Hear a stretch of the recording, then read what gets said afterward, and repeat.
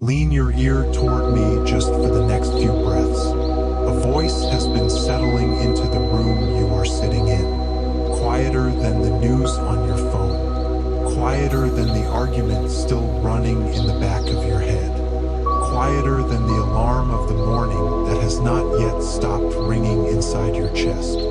Not the loud answer the world keeps offering, not the dramatic reply your situation seems to demand, not the borrowed certainty of a louder believer or breath. An evening breeze passing through a window you forgot was open. In this moment, before these minutes together are done, allow me to teach your interior why the hush around your prayer has not been the silence of a father who has gone away, and let me set in your hand a single line I spoke in a borrowed room the evening before everything broke. A line built to give you a kind of calm the world has never been able to manufacture. Stay near. There is no rush in the room. The peace I give does not depend on the noise you are leaving behind. I see you. Your ear has been training itself for years to hear the worst sound first, and you have stopped noticing the cost of that listening.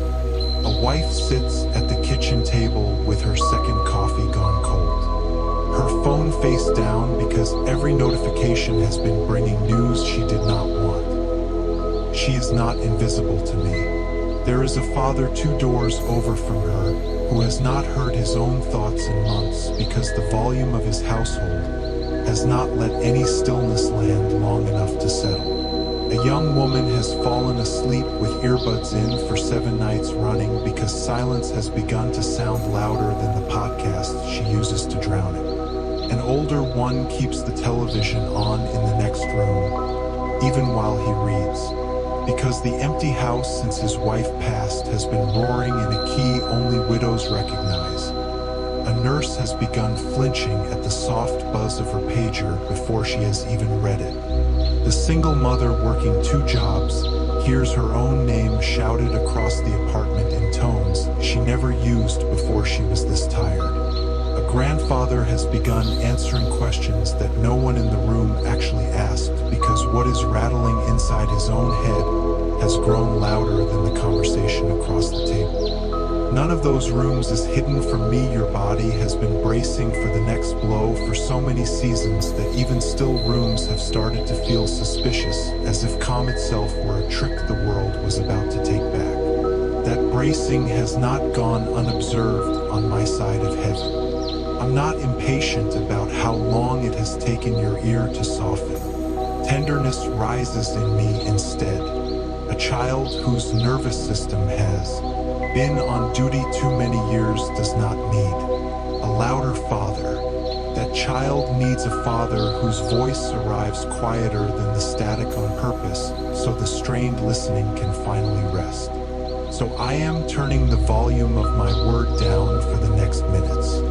Not because the word has grown, smaller because the listener has been worn thin. And a warned listener can only receive what does not add to the noise. Breathe in slowly through your nose, then release through your mouth. Just one to begin. Notice that the exhale comes out a little raggedly the first time. That is years of half breaths collecting at the back of the throat. Now another slower. Let this out breath last a little longer than the in. Your body is not being asked to perform anything. It is being asked to remember a rhythm it knew before the alarms began. That lengthening happening on its own without your instruction is what the body does when it senses a presence the mind had been refusing. Recognition runs deeper than analysis. Your interior has been waiting for the room to grow still enough for it to register. Why has the answer to your prayer felt missing? Not because nothing was sent. Reply has been arriving on a frequency your ear was no longer tuned to receive. You have been waiting for the shout, the spectacle, the headline-shaped rescue. And meanwhile, a steady murmur has been moving through the corners of your week. A small kindness from a passerby on a hard afternoon. A song that landed on the very line you needed. An awake hour past midnight one short sentence you have not been able to forget. None of those were accidents. Each was the same voice you have been trying to hear, dressed in whatever clothes the moment required. The voice did not stop. Your listening was reshaped by years of preparing for the wrong kind of reply. Somewhere along the road of your formation, you were taught that calm was a wage you had to earn by getting all the loud things in your life quiet. First, the teaching went something like this. Once the diagnosis settles, the rest will arrive. Once the job comes through, the rest will arrive. Once the relationship is restored, the rest will arrive. Once the child finally calls, the rest will arrive. So you have been waiting at the window of every situation, watching for conditions to clear, sure that when they did, calm would walk in on its own. Conditions have not cleared. Calm has not walked in. Quietly, you have been concluding that the failure must be yours. That is not what I have ever offered. That has never been what I have offered. 6:131, the picture of my nearness you have been carrying in your chest. A fragile thing that depends on the weather of your life. A soft hush easily broken by the next ringing phone. Calm only the lucky get to keep was drawn by hands that were never mine. A few of those hands meant well and were honestly forwarding the small picture of God they had inherited. Others used your dependence on circumstance to keep you striving. Because a believer convinced she has to fix her situation before resting is a believer who will work without pause. Each source delivered the same misleading sketch.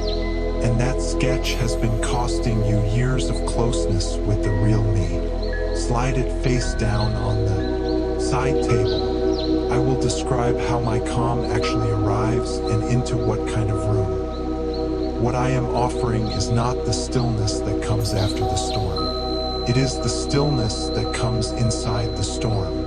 The world's version requires circumstance to cooperate. Mine does not.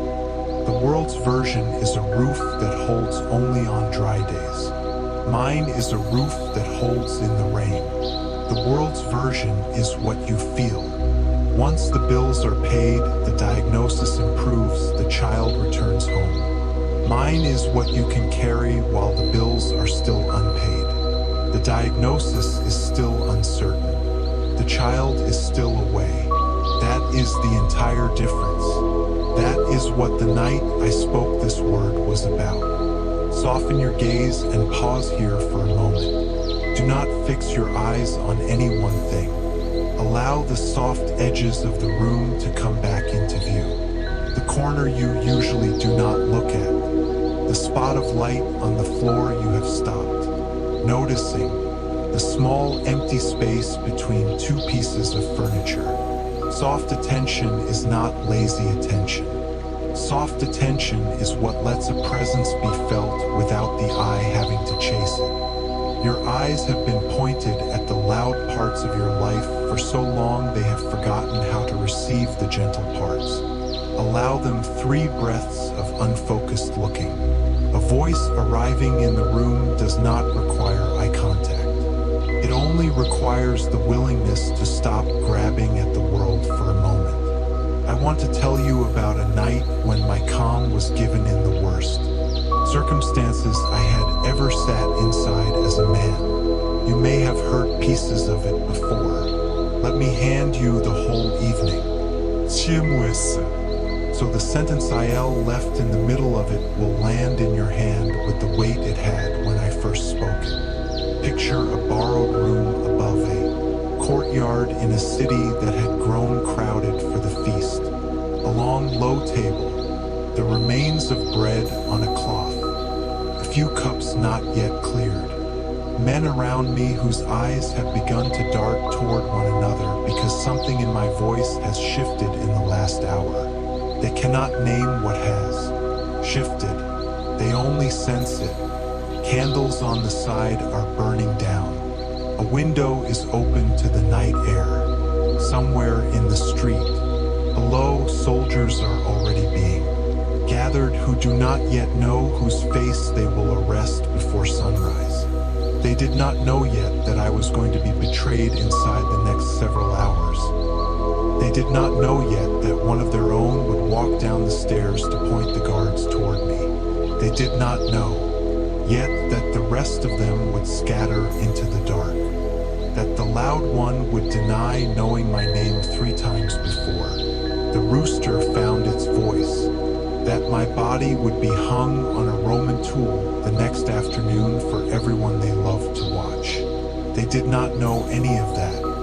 They only sensed the way a person senses a coming rain, that the night was about to take a turn none of them was ready for. Looked around the table at 12 faces about to be undone. I did not flinch from what was coming for them. It did not soften it into something easier to hear. I told them plainly that I was leaving, that the time we had walked together was about to end in a way none of them had imagined. And then, in the very center of the most frightening sentence I had spoken to them in 3 years, I left them a gift. Hear what I told them. John, peace I'll leave with you. My peace I give to you. Not as the world gives do I give to you. Let not your hearts be troubled, neither let them be afraid. Sit beside me at that table for a moment. Do not race past the sentence. More breath lives inside it than a quick reading will release. Listen first to the verb. Leave, not describe to you, not promise to you for the future, not give to you once your situation improves. Leave. A leaving is what a person hands over the moment before walking out the door. A leaving is final. A leaving is yours to keep after the giver has gone. What I was setting on that table was not a promise to be claimed later. It was a substance being handed across right then, in a room with breadcrumbs and lamplight into hands that were about to face the worst night of their lives. The gift was being handed over before the trouble arrived. The gift was meant to be carried into the trouble, not awaited on the other side of it. My peace I give to you. Read the word my. Possessive, specific, not generic. Calm, not the rest available to anyone who manages their breath well or pays for the right retreat. Mine, the calm that lives inside the person of the sun. What had been carrying me through every confrontation with the powerful, every accusation from the religious, every quiet, sleepless hour I had spent, praying alone outside the city, that the same substance I had been wearing under every public moment of my ministry. I was unscrewing it from inside myself and handing it across the table to 12 men who were about to need it more than they had ever needed anything. The gift was not theoretical. It was tested. It had survived everything that had come at it. It was being given away whole. Not as the world gives do I give to you. Read those words slowly. Worldly calm is a wage paid for cooperation. Pay the bill and you get the receipt, and the worry leaves. Solve the problem and you earn the rest. Negotiate the right outcome and the nervous system finally exhales. That kind of giving is transactional. It depends on conditions cooperating.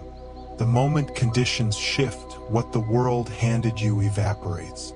Every calm the world has ever sold you has come with an expiration date stamped on it. You have known this in the quiet hours. You have made it through one storm only to discover the next storm was already at the door and your reserves were empty again. My giving is different. My giving does not depend on conditions cooperating. My giving arrives whole into a hand that is still holding the bills, still waiting for the test result, still missing the person who has not come back. Whatever you have been required to fix first in order to deserve rest, set that requirement down. What I am offering does not run on that fuel. It runs on my word, which I have been speaking over your life since before you knew the syllables of my name. Supply is fueled by the giver, not by the receiver's circumstances. As long as I am giving, the supply does not run out. Regardless of what the room looks like, let not your hearts be troubled. Hear the verb again, not. Your hearts will not be troubled. Not the trouble will not arrive. Let not an invitation, not a guarantee. Trouble will arrive. That very night the disciples were going to be terrified within 18 hours. And I was not pretending otherwise. The invitation was to refuse to let trouble run the negotiation alone. You can feel the fear in your chest and still not let it govern the next decision. You can carry a worry through the day and still not let it dictate the tone you bring to the people around your table. Let not is the small daily refusal. Trouble can be at the door. You decide whether it gets the seat at the head of the table. Neither let them be afraid.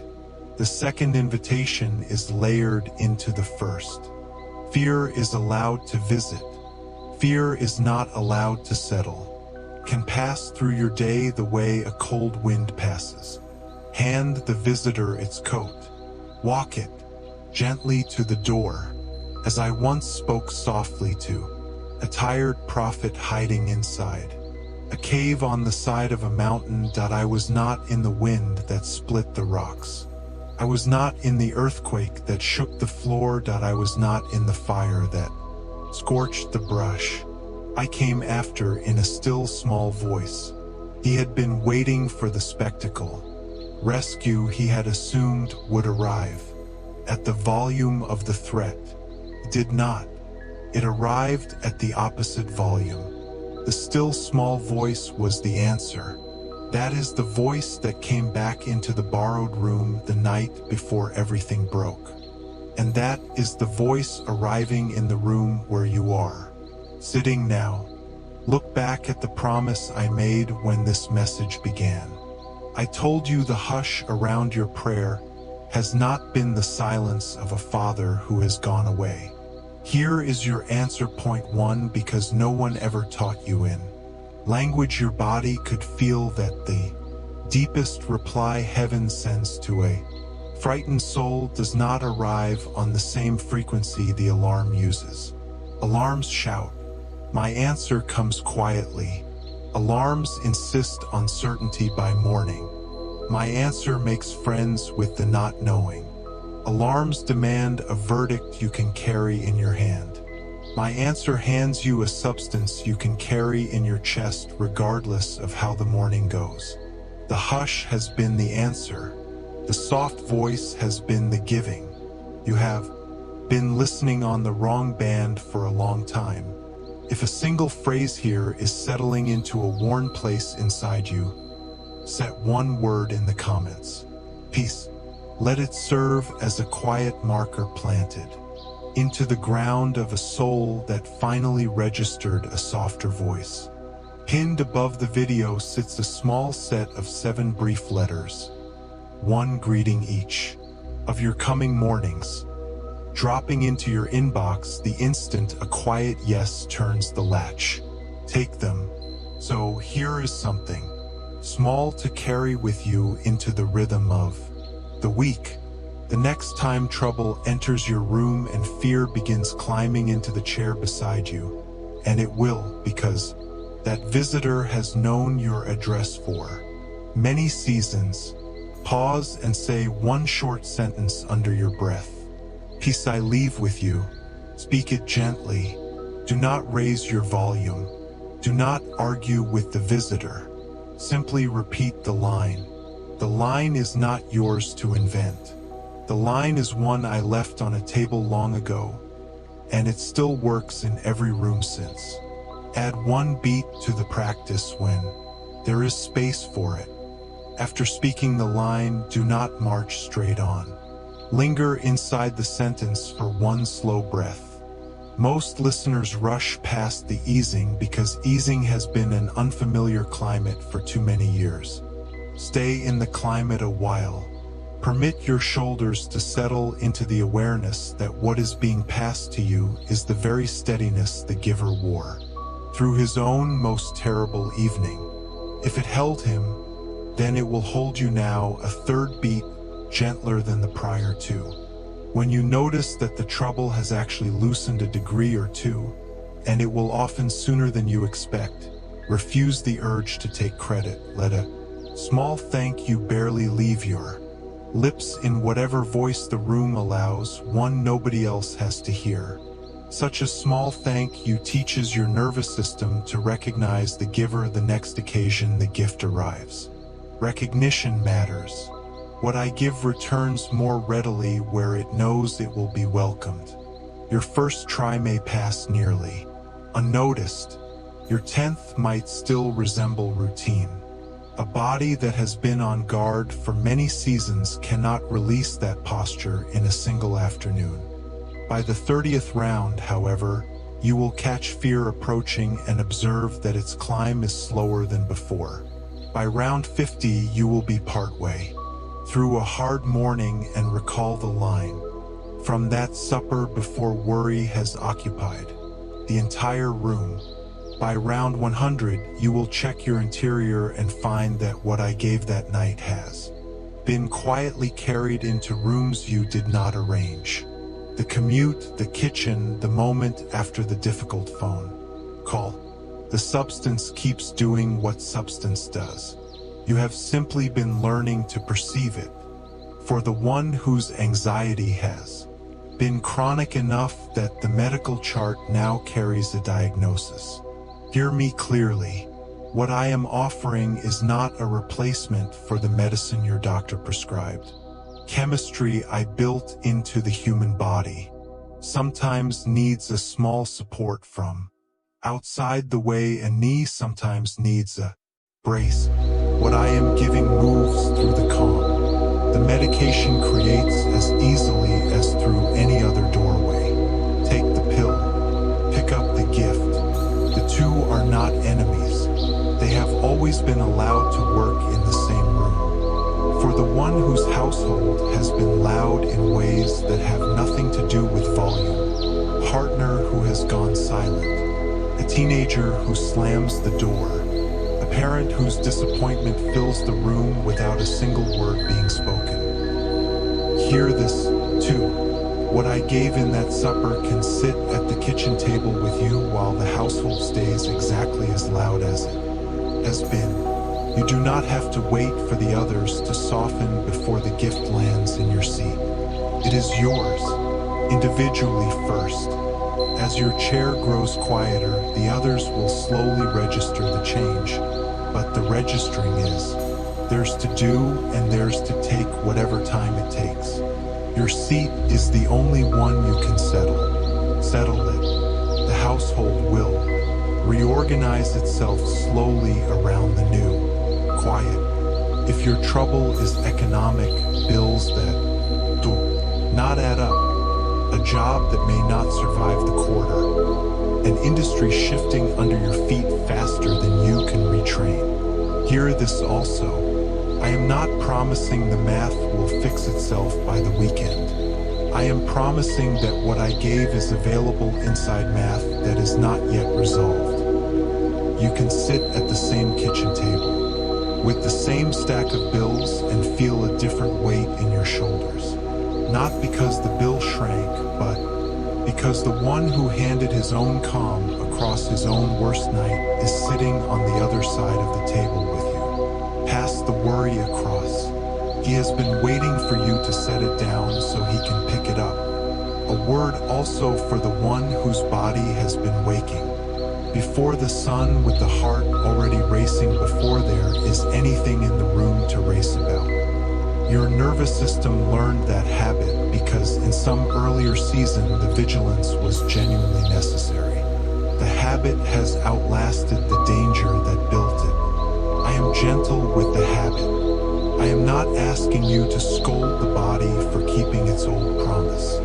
I am asking the body in a softer voice than the alarm it carries whether it would consider trusting me to do the watching for one breath, then the next. Retraining is slow. Retraining is real. I am the patient kind of teacher, for the parent praying for an adult child whose life has begun to make you sleepless.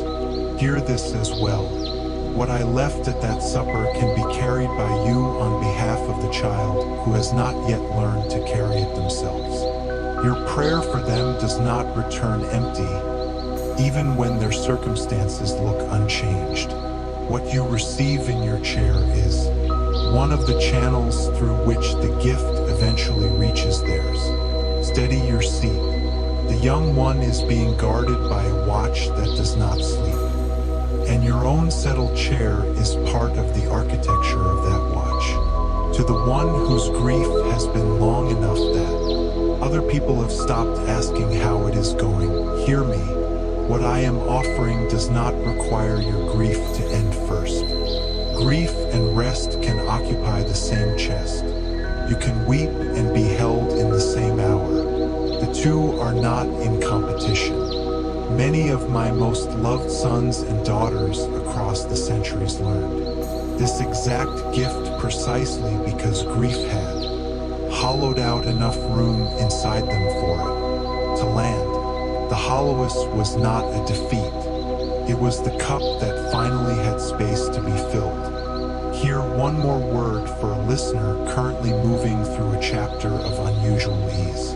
Bills paid, household calm, body cooperating. Ease is its own variety of vessel with its own variety of risk. An easy chapter can quietly persuade the soul that what I give depends on circumstance. It does not.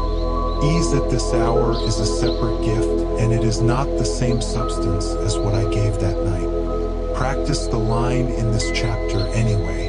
Peace I leave with you. Practicing in the calm hour trains the muscle that must know the line in the loud hour, eventually coming for everyone. The gift itself travels. Take it with you into changing weather. Repeat the mantra one more time as a friend leaves a true sentence at the doorway on the way back out into the evening. The peace I give does not depend on the noise you are leaving behind. Carry it into the corners of your coming days the way someone carries a small lamp down a long hallway. Murmur it at the red light. Press it gently against your sternum when the news lands wrong. Speak it under your breath when the household grows loud and your own chair starts to wobble. It stays true whether or not your senses can confirm it in the moment. A gift handed at that supper does not require your verification. A substance handed by the sun does not require your supervision. Both have been mine to give, and mine to give means given for keeps. Draw one more slow breath in through the nose. Hold for a heartbeat at the crest.